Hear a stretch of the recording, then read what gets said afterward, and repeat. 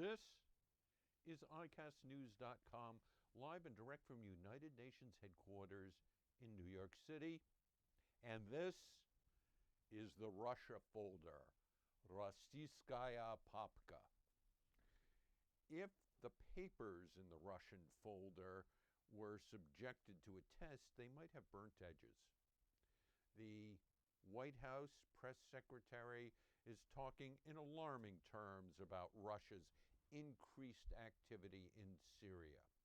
The Secretary of State called Sergei Lavrov, the Russian foreign minister, to express concern over all the media attention to an expansion of Russian military actions, activities, or personnel in Syria. The Speaker of the Russian Parliament, Sergei Naryshkin, has been talking about the United States trying to provoke a war with Russia.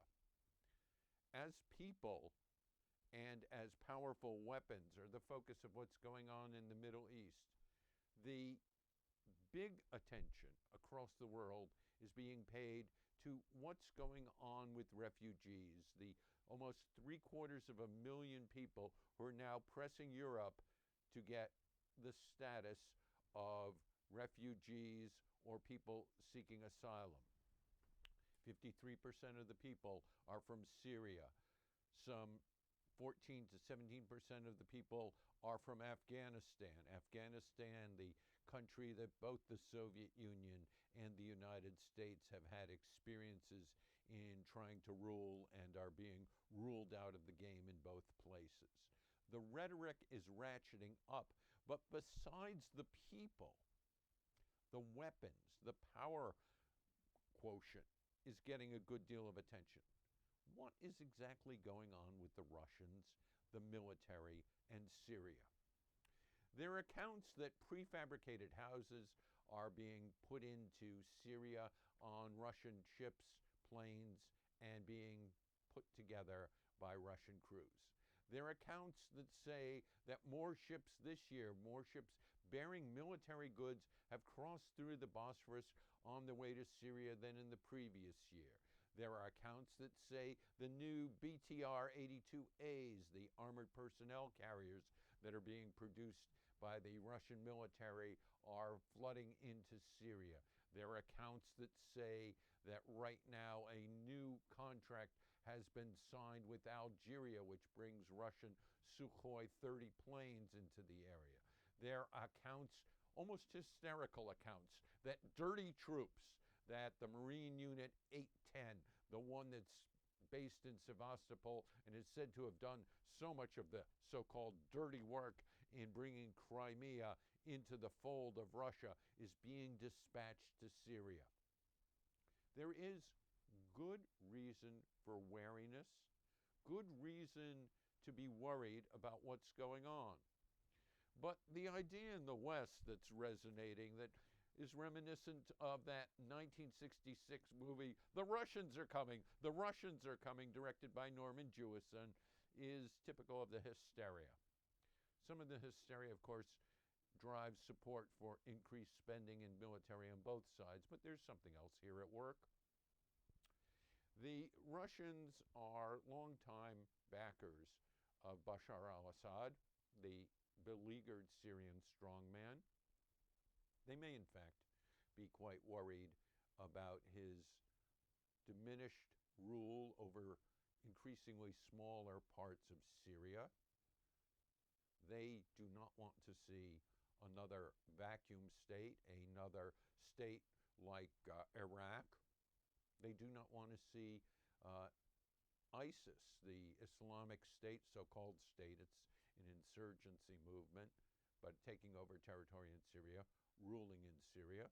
They certainly do not want to see a repeat anywhere near them again of one of the colored revolutions that they believe the West installed regimes that circle around them and are isolating them. Are the Russians getting ready to take part in a large-scale military operation in Syria? Hardly the case. Even if they double or triple the number of troops there, they still won't have the large number of Russian forces that would be necessary to repel ISIS per se, or to keep Bashar al-Assad in power. They simply do not want to invest the huge cost, economic cost and political cost, not to mention the cost in lives, to be involved in a major land battle in the Middle East. Russia has learned the economic price and the political price for military action of late, but that may not be all of what's holding them back. Every time they send more troops into Syria, they are creating good anti-Russian propaganda. Good anti-Russian propaganda that can be used by the ISIS recruiters in the North Caucasus, around Chechnya, to fire up troops to join the movement to repel the non-believers. And the Russians have their own worries about Islamic radicalism. It's real and it's rational.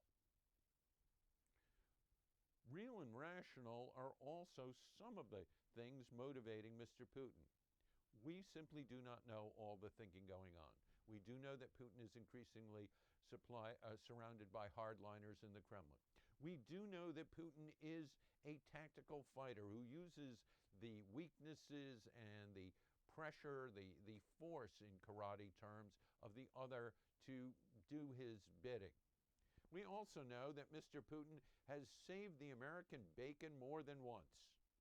It was the Russians, under Foreign Minister Sergei Lavrov, who saved Mr. Obama for embarrassment on the red line that he drew about chemical weapons, and helped a movement to get chemical weapons out of Syria without the U.S. having to send forces in.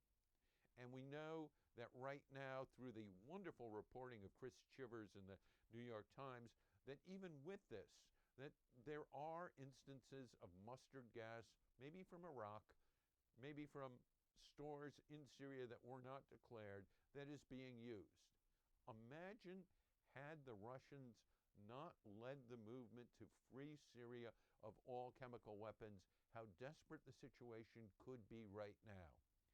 In fact, although the world sees what Putin did in Crimea and also in Ukraine as odious, simply odious, before that, he and Mr. Lavrov did a Nobel Peace Prize winning effort in engineering the cleansing of Syria of chemical weapons.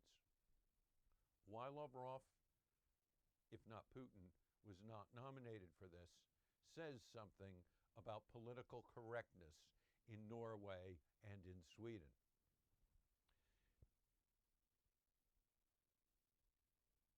Putin is again on the verge of being able to save Mr. Obama's bacon.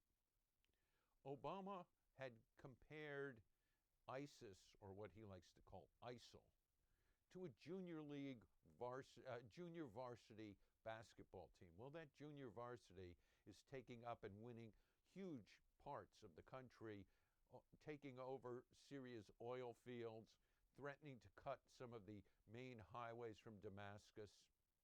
The American trained troops, moderates against them, are doing nothing. They're not effective in stopping ISIS. They're not effective in fighting against the president backed by the Russians. If the country were to fall apart, that would be the worst scenario for both the Americans and the Russians.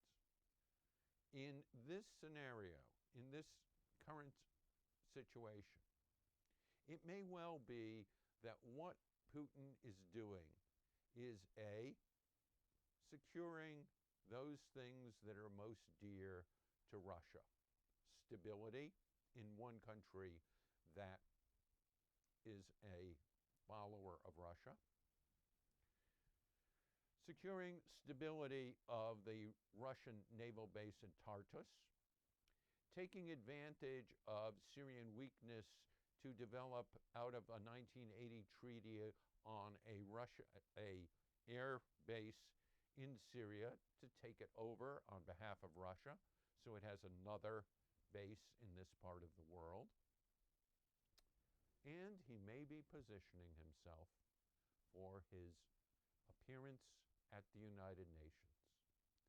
He could come to the United Nations with greater forward intelligence gathering capacity, being better able to target a coalition fighting against ISIS. He could make good on what he said the other day to reporters. How can we make progress in regions controlled by the Islamic State? It's impossible. People are fleeing those regions. They are killing hundreds of thousands, blowing up cultural monuments, burning people alive or drowning them, cutting the heads off living people. Of course, people are fleeing. He wants to be able to have a Russian solution, show Russian leadership. Clearly, in some of the things that Putin's saying, there is outright falsehoods. He claims that people are only fleeing into Europe. People are only fleeing from the Islamic State. Clearly, Assad's assault on Sunni groups is sending people streaming out of the country. And the Russian troops' presence in Syria is not going to stop that. Brutality is a Russian tactic. Stopping brutality is not something they've done since Stalingrad. So, yes, we may see Russians fighting, but not in a large scale. They may step in for one or two strategic moves, perhaps to guarantee the use of key highways, north-south highways. But right now, best guesses and best estimates are that Mr. Putin is positioning himself to be again the savior, again coming up with a solution where there's been so much failure on the so-called NATO, the American-led side in Syria, to find a way to push back against ISIS. Putin is positioning himself as a tactical infighter to take advantage of the weaknesses of the West, the problems of the West, to shore up his ally, and to again show that Russia, if not a superpower, is a key power, and to assert on the world stage, in front of the world, here at the United Nations, Russia is back. For the Russia folder, for ICASTnews.com, live and direct from United Nations headquarters in New York City, I'm Jonathan Sanders.